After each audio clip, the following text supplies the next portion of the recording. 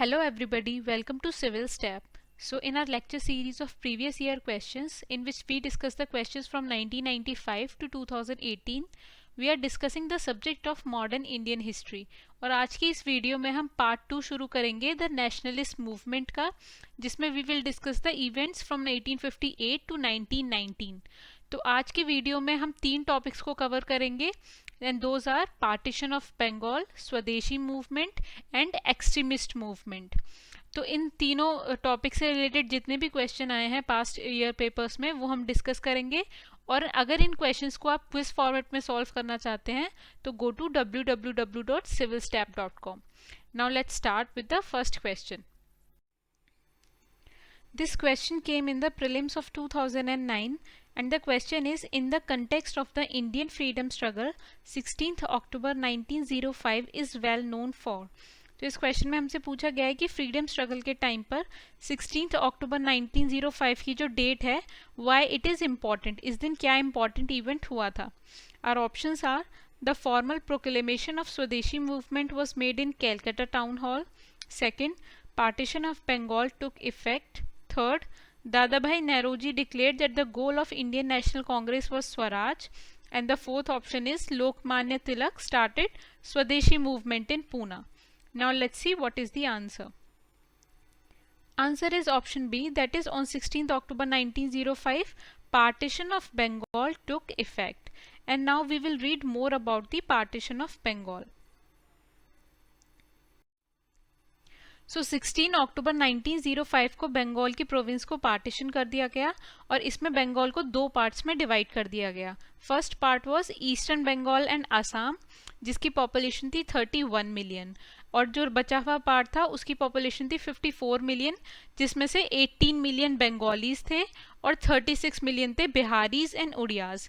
इस तरीके से बंगाल की प्रोविंस को पार्टीशन कर दिया गया. यहाँ पे हमारे पास मैप है बंगाल का, जिसमें जो ग्रीन एरिया दिखाया है ईस्टर्न बंगाल और असम का, ये एक पार्ट था और बचा हुआ एरिया दूसरा पार्ट था. तो जो ईस्टर्न बंगाल का पार्ट था इसमें मुस्लिम मेजॉरिटी थी, जो ग्रीन से हमें शो किया गया है मैप में, और जो रेड और पिंक से शो किया गया है इस एरियाज में हिंदू की मेजॉरिटी थी. सो ऑफिशियल रीज़न जो दिया था पार्टीशन ऑफ बंगाल के लिए ब्रिटिशर्स ने, वो दिया था कि बंगाल की पॉपुलेशन 78 मिलियन हो गई थी, तो it was too big to be administered. तो उन्होंने बताया कि अगर हमें एडमिनिस्ट्रेशन इम्प्रूव करना है बंगाल का तो we have to divide the province of Bengal into two parts. ये कुछ एक्सटेंट तक ट्रू था, बट रियल मोटिव कुछ और था ब्रिटिशर्स का. They want to justify their political move and they had their political ends in their mind. उनका reason था कि जो बंगाल था वो नर्व सेंटर बन गया था इंडियन नेशनलिज्म का. तो जितने भी मूवमेंट्स होते थे ब्रिटिशर्स के अगेंस्ट वो सारे बंगाल से शुरुआत होते थे उस टाइम पर. तो उस नेशनलिस्ट मूवमेंट को वीकन करने के लिए ब्रिटिशर्स ने बंगाल का पार्टीशन कर दिया दो पार्ट्स में. इंडियन नेशनल कांग्रेस और जितने भी नेशनलिस्ट थे बंगाल के, उन सब ने इस पार्टीशन का अपोजिशन किया बिकॉज दे थॉट कि this is a attack on their culture and also on their territory. तो फिजिकली तो उनकी टेरिटरी को डिवाइड कर ही दिया, बाकी उनकी टेरिटरी को रिलीजन और कम्युनल बेसिस पर डिवाइड किया गया. बिकॉज जो वेस्टर्न एरिया था बंगाल का, वेस्टर्न बंगाल, वहाँ पर मुस्लिम्स की मेजॉरिटी थी. सॉरी, जो ईस्टर्न बंगाल था वहाँ पे मुस्लिम्स की मेजॉरिटी थी और वेस्टर्न बंगाल में हिंदूज की मेजॉरिटी थी. तो इस तरीके से ब्रिटिशर्स ने इंडियंस को कम्युनल बेसिस पर डिवाइड कर दिया, which was attack on the nationalist. और भी डिफरेंट सेक्शंस थे जो पॉपुलेशन के, उन्होंने भी इस पार्टीशन को अपोज किया, जैसे zamindars, merchants, lawyers, students and even women oppose the partition of their province. But one community, that was the Muslims, were in favor of partition. तो why Muslims were in favor of partition? Because जो western Bengal था वो under developed area था. तो Muslims को लगता था कि जो जो ईस्टर्न बंगाल का एरिया था वो अंडर डेवलप था. तो मुस्लिम्स को लगता था कि उनका जो एरिया है उसको नेग्लेक्ट कर दिया जा रहा है, वहाँ पर डेवलपमेंट की नहीं सोची जाती है. तो उनको लगा था कि अगर पार्टीशन हो जाएगा तो उनके एरिया में डेवलपमेंट हो जाएगा इंफ्रास्ट्रक्चर वाइज, एजुकेशन वाइज और सब तरीके से. तो इसलिए Muslims were in favour of partition. Now let's move to our next question. This question came in the prelims of 2014 and the question is the partition of Bengal made by Lord Curzon in 1905 lasted until. तो Lord Curzon ने जो partition of Bengal किया था 1905 में वो कब तक last किया था. First is the First World War when Indian troops were needed by the British and the partition was ended. Second, King George V abrogated Curzon's Act at the Royal Darbar in Delhi in 1911. Third, Gandhiji launched his civil disobedience movement. And the fourth is the partition of India in 1947 when East Bengal became East Pakistan.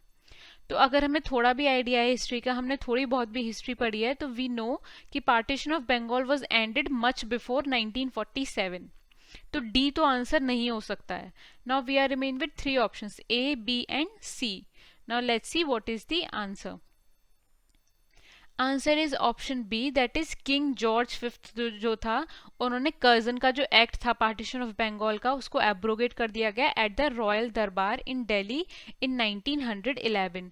तो partition of Bengal lasted from 1905 to 1911. तो partition के बाद एक anti partition movement चलाया गया था by Indian nationalist और इस मूवमेंट में नॉन वायलेंट और वायलेंट बोथ टाइप की प्रोटेस्ट इन्वॉल्व थी और इसमें यूरोपियन गुड्स का मास लेवल पर बायकॉट किया गया था. सो ये जितना भी रेवोल्यूशनरी टेररिज्म कर रहे थे Indian nationalist, violent protest, non violent protest, boycott, तो इन सबको रोकने के लिए, इन सबको ख़त्म करने के लिए पार्टीशन ऑफ बंगाल को एंड कर दिया गया 1911 में, जिसमें से बंगाल में से बिहार और उड़ीसा को अलग कर दिया गया और असम को एक अलग प्रोविंस बना दिया गया. तो अब जो पार्टीशन ऑफ बंगाल पहले कम्युनल बेसिस पे था, हिंदू और मुस्लिम्स को अलग कर दिया गया था, इसमें 1911 में पार्टीशन ऑफ बंगाल तो था लेकिन कम्युनल बेसिस की जगह उनको लिंग्विस्टिक बेसिस पे डिवाइड कर दिया गया था. बिहार उड़ीसा को अलग कर दिया गया था लैंग्वेज बेसिस पे, बंगाल को अलग कर दिया गया था और असम्स को अलग कर दिया था. तो अब 1911 में जो पार्टीशन रिमेन था that was based on linguistic reasons. और लॉर्ड हार्डिंग उस टाइम पर वाइस रॉय थे. तो पार्टीशन ऑफ बंगाल के टाइम पे थे लॉर्ड कर्जन वाइस रॉय और उस partition of Bengal when it ended in 1911 lord Hardinge was the viceroy of India at that time. तो मुस्लिम्स बहुत शॉक हुए थे इस इवेंट से, इस डिसीजन से, बिकॉज मुस्लिम को लगता था कि जो ईस्टर्न बंगाल का एरिया है वो डेवलप हो रहा है आफ्टर पार्टीशन और उसमें मुस्लिम के जितने भी इंटरेस्ट हैं मुस्लिम कम्युनिटी के, उनको गवर्नमेंट बहुत ही ज़्यादा ध्यान दे रही है उन पे. Government is enthusiastic to protect Muslim interest in that area. But after partition of Bengal western और ईस्टर्न को मिला दिया गया, तो इस वजह से Muslims were very shocked and they were not at all happy with the annulment of the partition. और इम्पॉर्टेंट हैपनिंग्स हुई थी उस टाइम पर कि दिसंबर 1911 में एक दरबार हेल्ड किया गया था जिसमें किंग जॉर्ज फिफ्थ का कॉरोनेशन सेलिब्रेट किया गया था और इसी टाइम पर कैलकाटा से कैपिटल शिफ्ट करके दिल्ली कर दी गई. तो ये इम्पॉर्टेंट वो है, आपको ध्यान में रखना है कि दिल्ली किस टाइम पर कैपिटल हुई थी. When Delhi was made capital of Indian administration it was in 1911. उससे पहले Calcutta was the capital. Now let's move to our next question. This question came in the prelims of 2010 and the question is what was the immediate cause for the launch of the Swadeshi movement. तो जो स्वदेशी movement था उसके launch होने का immediate cause क्या था. Our options are partition of Bengal done by Lord Curzon. Second, a sentence of 18 months rigorous imprisonment imposed on Lokmanya Tilak. Third, the arrest and deportation of Lala Lajpat Rai and Ajit Singh and passing of the Punjab colonization bill. And the fourth is death sentence pronounced on the Chapekar brothers. Now let's see what is the answer. Answer is option A कि जो partition किया गया था बंगाल का Lord Curzon ने जो किया था that was the immediate cause for the launch of the Swadeshi movement. अब हम स्वदेशी मूवमेंट के बारे में और पढ़ेंगे. So after the partition and anti partition movement start किया गया था लेकिन इसकी डेमोन्स्ट्रेशन से ब्रिटिशर्स पे ज़्यादा कुछ फ़र्क नहीं पड़ा, इसलिए स्वदेशी मूवमेंट को स्टार्ट किया गया जहाँ पर स्वदेशी और इंडियन गुड्स के यूज़ की बात कही गई और जितने भी ब्रिटिश और यूरोपियन गुड्स थे उनको बायकॉट करने की प्लेज ली गई, इसको प्रोक्लेम किया गया. तो जो स्वदेशी मूवमेंट था उसने एम्फेसिस प्लेस किया सेल्फ रिलायंस पर और आत्मा शक्ति पर, यानी जितने भी गुड्स यूज करेंगे, जितने भी पोस्ट होंगी, जितने भी कॉलेजेस में स्टूडेंट्स आएंगे, वो सब सेल्फ रिलायंस, यानी वो सारे इंडियंस होंगे, और जितने भी यूरोपियन सर्विसेज हैं, यूरोपियन गुड्स हैं, उनको बॉयकॉट किया जाएगा। तो सेल्फ रिलायंस का मतलब था assertion of national dignity, honour and self confidence. तो जो इंडियंस की जो डिग्निटी थी, ऑनर था और सेल्फ कॉन्फिडेंस था, उसको असर्ट करने के लिए सेल्फ रिलायंस का प्रिंसिपल दिया गया, and it was placed emphasis in the Swadeshi movement. तो जो स्वदेशी मूवमेंट था उसकी सबसे ज़्यादा रिमार्केबल एस्पेक्ट था कि इसमें विमेन ने भी बहुत ही ज़्यादा एक्टिव पार्टिसिपेशन किया था, ये हम पिक्चर में भी देख सकते हैं। तो इससे पहले किसी भी मूवमेंट में विमेन ने एक्टिव होकर पार्टिसिपेट नहीं किया था, सिर्फ 3-4 या 5-6 विमेन होती थी जो इससे पहले के मूवमेंट्स में पार्ट लेती थी, लेकिन इस मूवमेंट में पहली बार मास लेवल पर विमेन ने भी पार्टिसिपेट किया। बहुत सारे मुस्लिम्स ने भी स्वदेशी मूवमेंट को ज्वाइन किया, जिसमें से कुछ हैं अब्दुल रसूल, लियाकत हुसैन एंड गजनवी।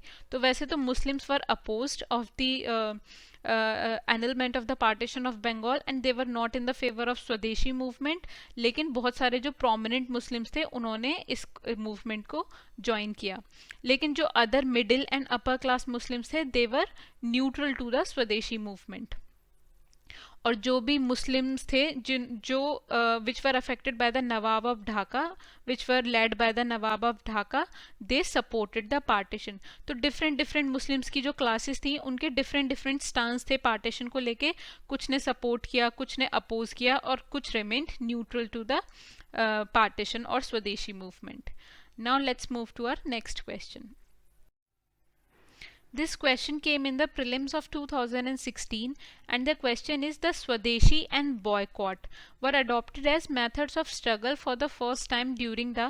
तो हमारे पास यहाँ पर 4 इवेंट्स गिवन हैं, तो इनमें से कौन से इवेंट में स्वदेशी और बॉयकॉट के प्रिंसिपल को अडॉप्ट किया गया था as methods of struggle for the very first time, पहली बार कौन से इवेंट में इनको अडॉप्ट किया गया था। First is agitation against the partition of Bengal, second home rule movement, third non-cooperation movement and the fourth is visit of the Simon Commission to India। तो अभी हमने प्रीवियस स्लाइड में देखा कि पार्टीशन ऑफ बंगाल के बाद जो एंटी पार्टीशन मूवमेंट चलाया गया था उसमें यूरोपियन गुड के बॉयकॉट की बात कही गई थी, और उसके बाद फिर स्वदेशी मूवमेंट चलाया था जो कि सेल्फ रिलायंस और आत्मा शक्ति के प्रिंसिपल पर बेस्ड था। तो स्वदेशी और बॉयकॉट के जो प्रिंसिपल थे वो पहली बार पार्टीशन ऑफ बंगाल के अगेंस्ट एजिटेशन में यूज किए गए थे। So that's why A is the correct answer. Now let's move to our next question.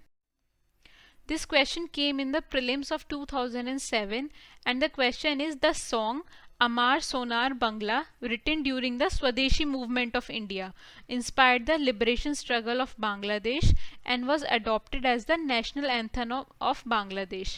Who wrote this song?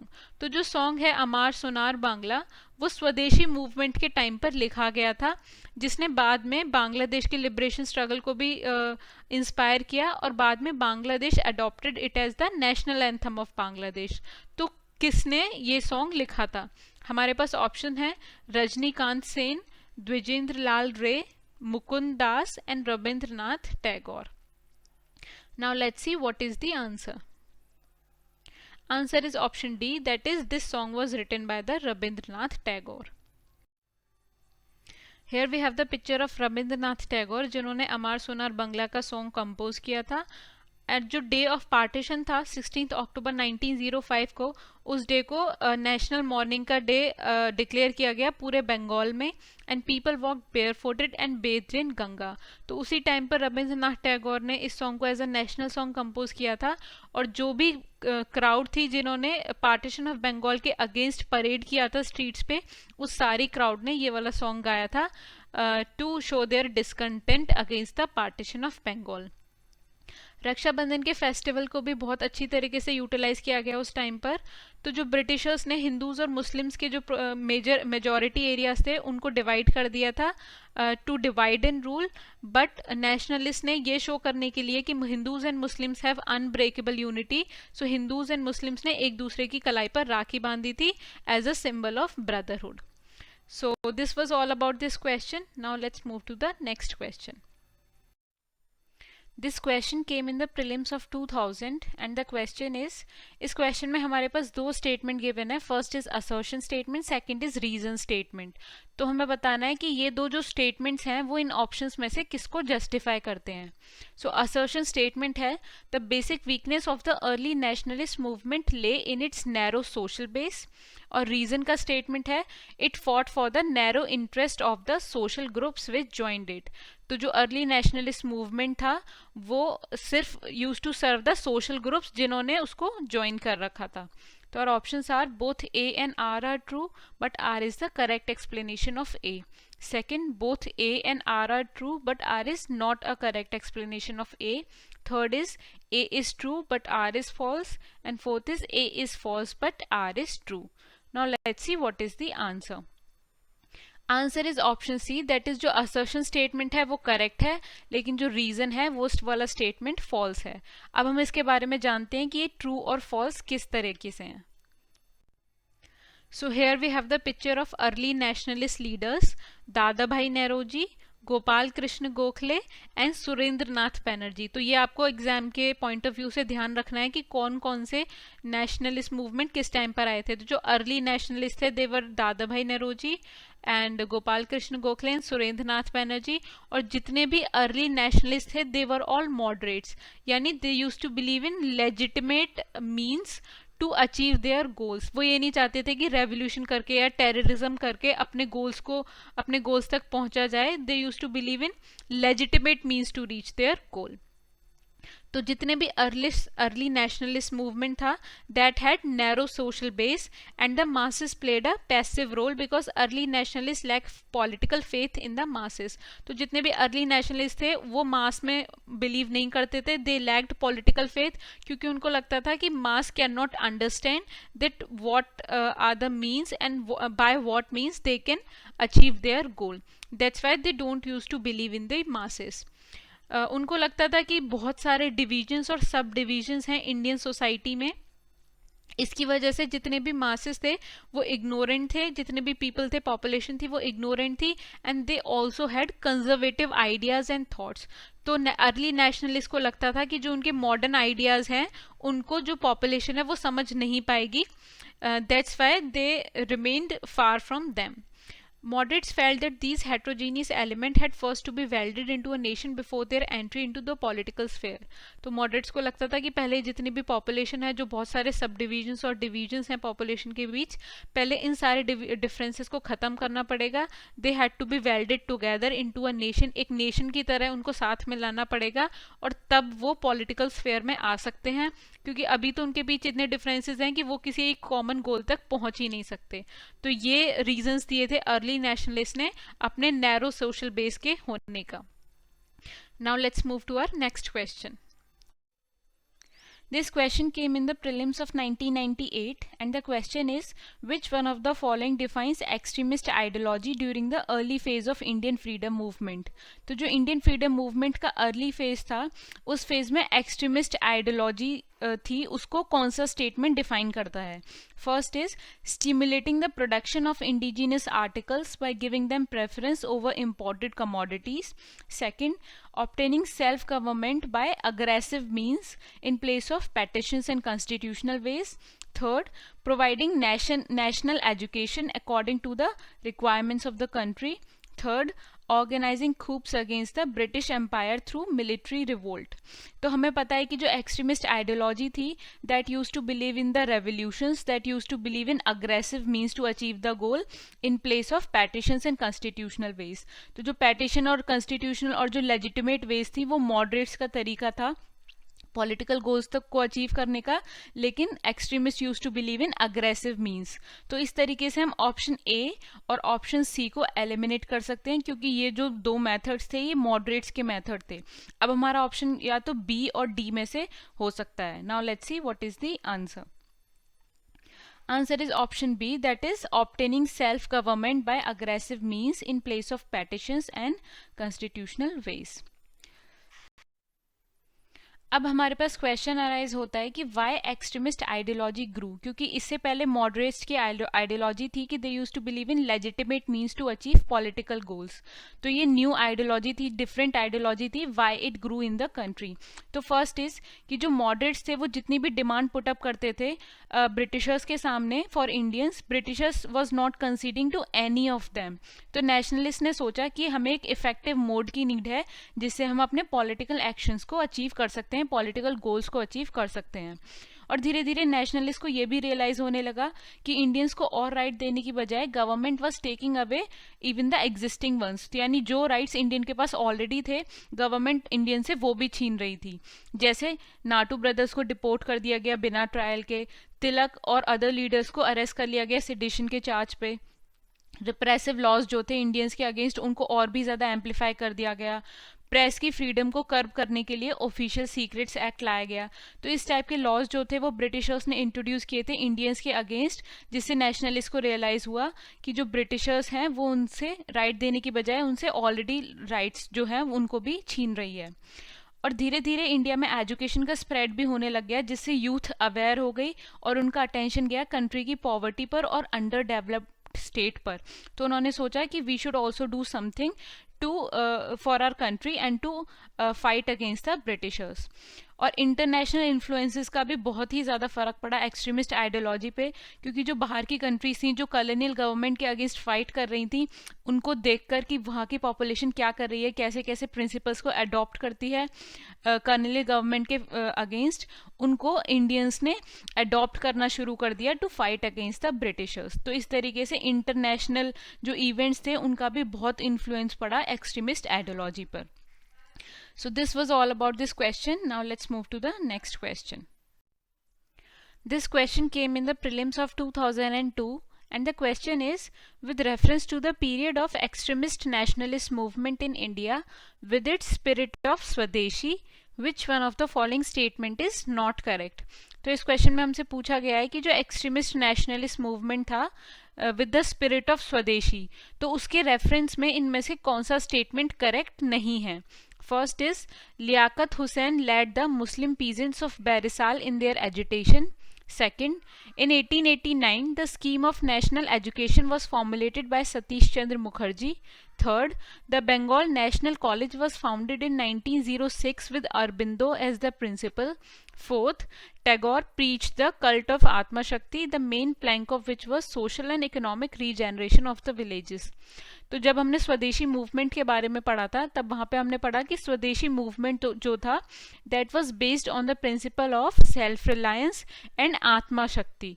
सो जो स्टेटमेंट डी है हमारे पास that is related to the Swadeshi movement, so that can not be the answer.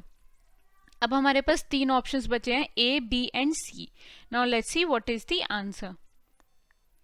Answer is option A, that is Liaquat Hussain led the Muslim peasants of Barisal in their agitation. This statement is not correct. Why?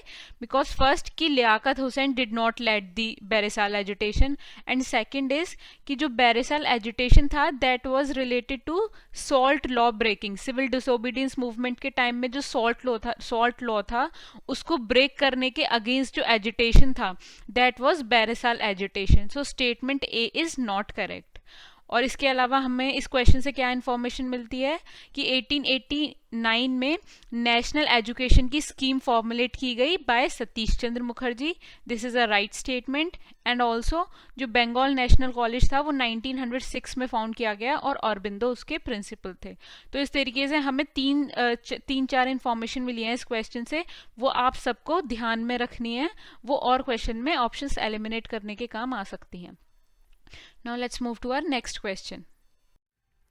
This question came in the prelims of 1998 and the question is, the Indian Muslims in general were not attracted to the extremist movement because of, तो जो extremist movement था तो Indian Muslims were not attracted to that movement, ज़्यादा Muslims ने उसमें participate नहीं किया। तो इसका reason क्या था? First is influence of Sir Syed Ahmad Khan. Second, anti-Muslim attitude of extremist leaders. Third, indifference shown to Muslim aspirations. And fourth, extremist policy of harping on Hindu aspect. Now let's see what is the answer. Answer is option D, यानी जो extremist थे उनकी policy थी कि वो Hindu aspect को ज़्यादा preach करते थे, ज़्यादा बढ़ावा देते थे, इसलिए जो इंडियन मुस्लिम्स थे they use to feel alien to this movement and that's why they didn't join this movement. So extremist movement was a great step forward, but अगर हम नेशनल यूनिटी के हिसाब से देखें तो this movement was a step back in respect of the growth of national unity. तो इससे पहले जितने भी मूवमेंट्स थे they always use to preach about national unity, यानी हिंदूज एंड मुस्लिम्स को साथ में रखा जाए और सारे जितने भी कम्युनिटीज थी इंडिया में वो सब साथ में यूनाइट होके ब्रिटिशर्स के अगेंस्ट एजिटेट करें. बट इस एक्सट्रीमिस्ट मूवमेंट में नेशनल यूनिटी को इतना ज़्यादा बढ़ावा नहीं दिया गया और बहुत ज़्यादा फोकस था वो हिंदू एस्पेक्ट पे था और मुस्लिम्स पर इतना ज़्यादा फोकस नहीं था. तो that's why Muslims were not attracted to this movement. तो उसके रीजंस क्या क्या थे कि जो भी मिलिटेंट नेशनलिस्ट थे उनकी स्पीचेस में भी और राइटिंग्स में भी हिंदू टिंज दिखाई देता था, यानी वो हिंदूज के बेस पर ज़्यादा बोलते थे और मुस्लिम जो कम्युनिटी थी उसको इग्नोर करते थे. तो इस वजह से Muslims felt alien about this movement and also जो भी इंडियन कल्चर थी उसको आइडेंटिफाई किया जाता था हिंदू रिलीजन से और हिंदू से जोड़कर. तो इंडियन कल्चर को हिंदू से जोड़कर दिखाया जाता था, जबकि Muslims were also part of India, but Indian culture को जब भी शो करने की बात कही जाती थी ब्रिटिशर्स के आगे या फिर और किसी के आगे तो सिर्फ हिंदू कल्चर से जोड़कर उसको दिखाया जाता था. और जो कॉम्पोजिट कल्चर थी यानी सारे जितने भी धर्म हैं वो एक साथ मिलकर रहें, इस एलिमेंट को जो है इस मूवमेंट में अबैंडन कर दिया गया. कैसे? Because Tilak's propagation of Shivaji and Ganpati festival. तो जो तिलक ने प्रोपेगेट किया था नेशनलिस्ट मूवमेंट में उन्होंने शिवाजी और गणपति फेस्टिवल को यूज़ किया और जो कि हिंदू फेस्टिवल्स हैं, और एक भी मुस्लिम फेस्टिवल को इसमें शामिल नहीं किया गया. और जो रेवोल्यूशनरी थे they also use to take oath, वो शपथ लेते थे गॉडेस काली के आगे जो कि एक हिंदू गॉडेस हैं. और जो एंटी पार्टीशन एजिटेशन स्टार्ट की गई थी पार्टीशन ऑफ बंगाल के बाद, उसका स्टार्ट भी गंगा में डिप से हुआ था. तो गंगा जो है उसका जो इम्पोर्टेंस है वो हिंदूज से रिलेटेड है. दैट्स वाई जितने भी प्रोविजंस थे इस मूवमेंट में, जितने भी इवेंट्स हुए थे they were all majorly related to Hindus. That's why Muslims didn't join this movement. Now let's move to our next question. This question came in the prelims of 2008 and the question is, who among the following rejected the title of knighthood and refused to accept a position in the Council of Secretary of State for India?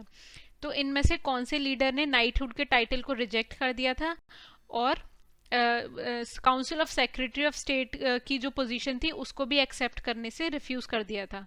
हमारे पास options हैं Motilal Nehru, MG Ranade, GK Gokhale and Bal Gangadhar Tilak.